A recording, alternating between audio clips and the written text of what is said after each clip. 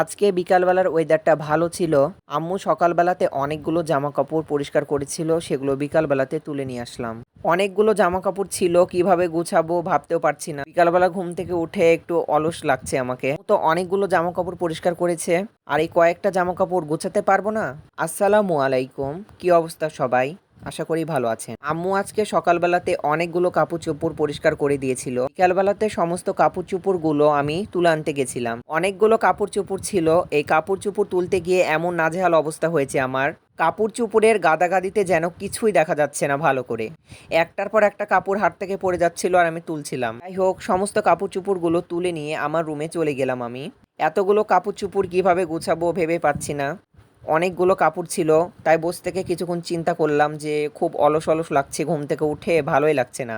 আম্মু খুব সকালে ঘুম থেকে উঠে এতগুলো কাপড় চোপড় পরিষ্কার করে দিয়েছিল। আশা সকলেরই কাপড় চোপড় ছিল এখানে। আম্মু যখন এতগুলো কাপড় চোপড় পরিষ্কার করতে পেরেছে, তাহলে আমি কেন পারবো না এই কয়টা কাপড় চোপড় গুছিয়ে রাখতে। শুরু করে দিলাম একটার পর একটা কাপড় চোপড় গুছাতে। খুবই বিরক্ত লাগছিল, কিন্তু কি করার।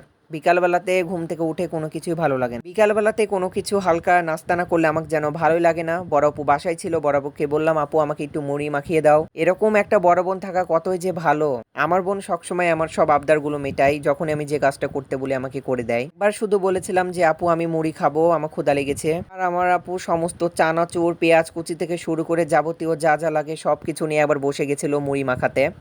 আপুর হাতের মুড়ি মাখানো খেতে অনেক বেশি মজা লাগে। দোকানে অনেক মুড়ি ভাজা খেয়েছি, কিন্তু আপুর হাতের মুড়ি মাখানো খেতে আমাকে অনেক বেশি মজা লাগে। দোকানের চেয়েও অনেক ভালো মুড়ি মাখাতে পারে আপু।